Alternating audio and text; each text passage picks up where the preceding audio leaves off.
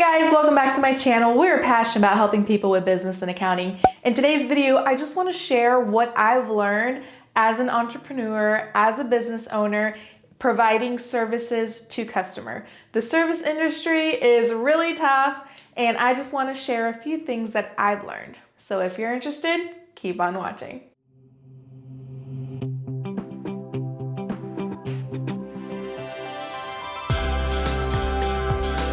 So the hardest lesson that I've learned as an entrepreneur, as a business owner, providing services to my clients. So if you don't know, I own and operate Financial Design. We are an accounting firm here in Tulsa, Oklahoma. We provide virtual accounting services across the country, and we work with all types of business owners. But when I first got started, it was one-on-one. It was me working individually with the client, and one of the hardest things that I had to learn was to not take it personally.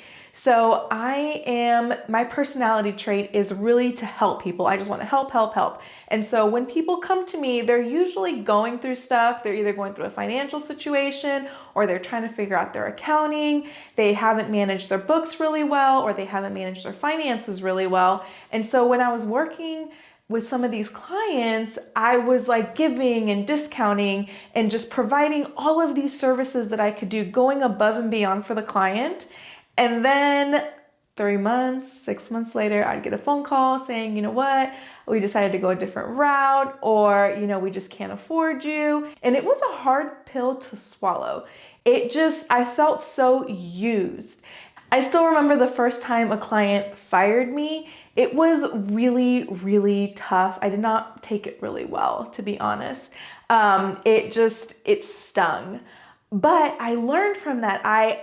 People aren't always going to want to continue service with you. People aren't always going to want to work with you. So when you're in the service industry, when you're providing a service, especially solopreneurs that, are either doing the website marketing or doing social media marketing, you're working for a company as an independent contractor, and all of a sudden they just, with no explanation, say, we decided to go a different route. That really stings. So here are some of the ways that I found to not let it get to me anymore, because honestly, it doesn't. If someone wants to disengage, I try to make the process as easy and smooth as possible, because I want my clients to want to work with me. I want them to make their meetings with me. I do a quarterly meeting with my clients every quarter, and if we don't meet, then I can't communicate what's going on with the business and what I see happening, or trends that I see happening, or just changes in the business. I won't be aware of those. So here are some of the things that I found that have really helped me. 1, setting boundaries. That's right. I don't respond to client emails at night. I don't respond to business calls or client emails when I'm with my family. I set boundaries. Like, these are my office hours. If you want to schedule a meeting with me, here's the link. Here's how you can communicate with me. And I don't jeopardize my personal time for my business. At first, I did not. There was no distinction for me mentally, emotionally, and physically for me and the business. That's all I thought about all the time. Like, how can I improve? What can I do better? This client has this going on. How do I fix it? What's the best route to take? All of that stuff was emotionally draining. And so what I found is, I'm going to set boundaries. Like, this is when I work. If you want to contact me, if you want to talk, here are my office hours, and here's how you can get in touch with me. So that was the biggest change that I made. I've set boundaries. If I have a kid event that I need to go to, I'm taking the day off. Sorry. I have to be able to separate myself from the business, and that is the best way that I found. The second one is giving with not expecting anything in return. So a lot of the times I'll schedule a call with someone.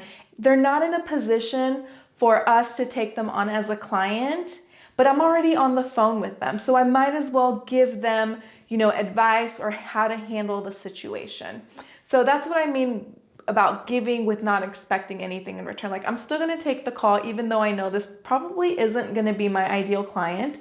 And I'm still going to try to provide value if I can during the call. And I'm not going to try to push, the sale, because I know they're not my ideal client. I rather vet the client up front and make sure that it's going to be a long-lasting relationship than try to push something that is going to end up terminating in 3 to 6 months. So that is probably the second largest change that I've made in the business is this person my ideal client? So I qualify them. And if I can tell that it's not going to be a great relationship, then I don't pursue that account and I don't try to push the sale. And lastly, really take on projects that I'm excited for.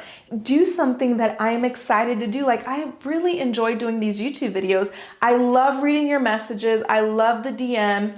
You guys, if you want to contact me, here are my social media platforms. That's the best and fastest way to get in touch with me. If you just want to share something, I am more than happy to try to help you if I can. But like I said, do something in your business that you're excited for, that you want to do. For me, it's recording these videos. I really love the opportunity that I get to help you guys, and I am so thankful for each one of you that have subscribed to our channel. It really does mean the world to us, and it really motivates me to continue to do what I'm doing. My last and final tip is invest in your business. That's been a major change that we've done. I've, purchased things that I've needed to purchase that I felt like, oh my gosh, does it make sense? Am I gonna see a return on my investment? But it's made my business, the business structure, so much more pleasant and easier to work with, which gets me excited to work every single day. So invest in your business. Like, I just recently purchased a few items that I probably could have done without. I probably did not need at this very moment in time. But one, it was budgeted, so I had already put the money in the budget for it.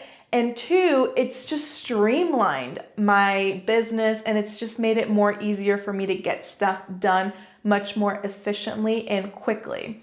And so that has been a goal for me. Efficiency and customer satisfaction has really been a goal for 2020. And even though we've had so many curveballs and we had so many things come our way, like PPP and EIDL, and probably new tax laws with the new president, it's really, it's hard to keep up with all of that stuff. So having the right gear and equipment to streamline your business and your processes really makes a huge difference. I hope you found this video helpful. If you did, please give it a like, subscribe to the channel if you haven't, share it with a friend, and I'll see you in the next one. Bye.